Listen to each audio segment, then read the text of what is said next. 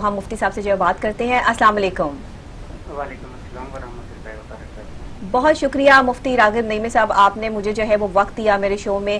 آج ہم استقبال رمضان کے حوالے سے جو ہے وہ پروگرام کر رہے ہیں، اور ساتھ ہی کرونا وائرس کے حوالے سے بھی آپ دیکھ رہے ہیں کہ کیا حالات اور واقعات ہیں. اس پہ تھوڑی سی نظر فرمائیے اور ہماری جو ہے وہ اصلاح کیجیے کہ ہمیں کیا کرنا چاہیے.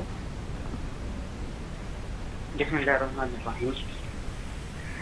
سب سے پہلے تو ماہ رمضان کی آمد کے اوپر آپ کے اس پروگرام کے ذریعے پوری امت مسلمہ کو مبارکباد پیش کرنا چاہوں گا کہ اللہ تبارک و تعالی اس ماہ رمضان کو ہمارے لیے رحمتوں، برکتوں اور مغفرتوں کا باعث بنا دیں. آمین. اور اس کے ساتھ ساتھ ہمیں اس ماہ مقدس کے صدقے سے اس کرونا وبا سے نبرد آزما ہونے اور اس کو صحیح طور پر ٹیکل کرنے کی ہمیں توفیق بھی عطا فرما دیں. آمین آمین.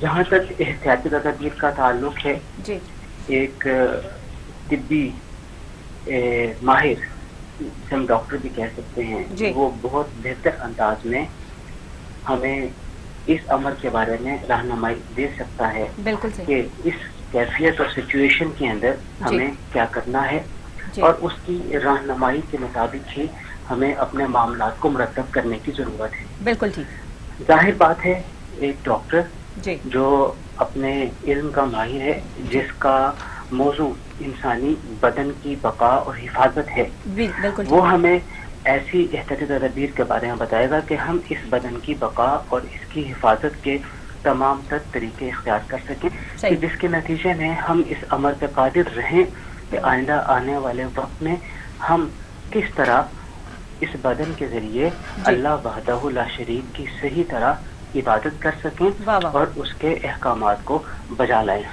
بالکل. کرونا وائرس کے اس پینڈیمک کے اندر احتیاطی تدابیر جن کا تعلق خاص طور پہ عبادات کی ادائیگی سے ہے، دو طرح کی فقہی آراء ہمارے سامنے آ رہی ہیں. جی جی. ایک فقہی رائے یہ ہے کہ نماز کو مقدم رکھا جائے اور مساجد میں بھرپور طریقے سے حاضری ہونی چاہیے. صحیح صحیح. دوسری فقہی رائے یہ ہے کہ انسانی جان کو مقدم رکھتے ہوئے نماز کی ادائیگی کا اہتمام کیا جائے، اور اگر انسانی جان کی بقا کا مسئلہ آ رہا ہے تو عبادت جو کہ جماعت کے ساتھ کی جائے تو اس کا نعم البدل انفرادی طور پہ یا گھروں میں جماعت کی صورت میں ہے اس کو اختیار کر لیا جائے. صحیح.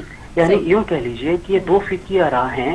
ان دو فقہی آراء میں سے علماء کرام دونوں فقہی آراء کو پیش کر رہے ہیں.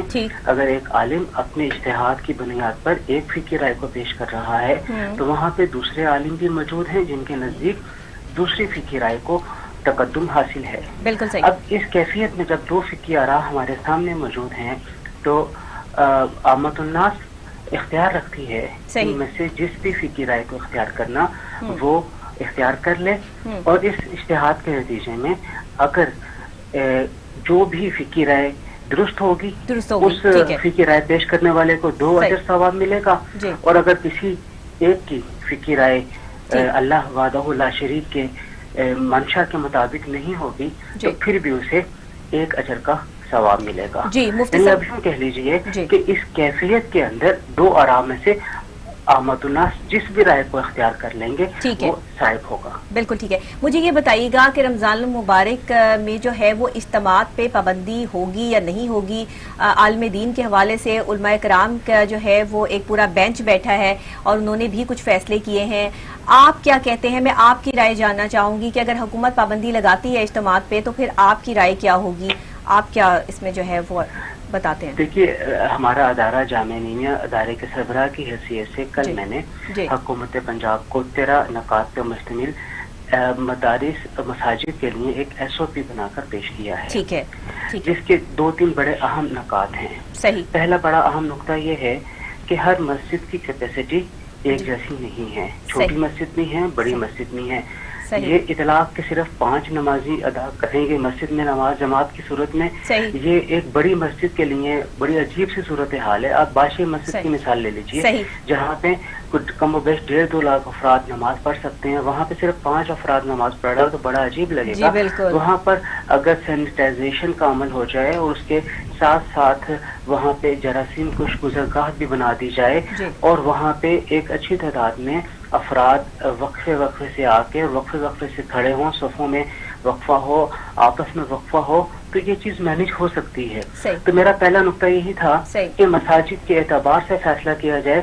چھوٹی مسجد ہو تو اس میں کم افراد کو آنے کی اجازت ہو، بڑی مسجد ہو تو اس میں جو انتظام کر لے، جو مسجد انتظامیہ انتظام کر لے وہ وہاں پہ زیادہ افراد بھی آ سکتے ہیں. آپ سمجھتے ہیں؟ جی جی جی.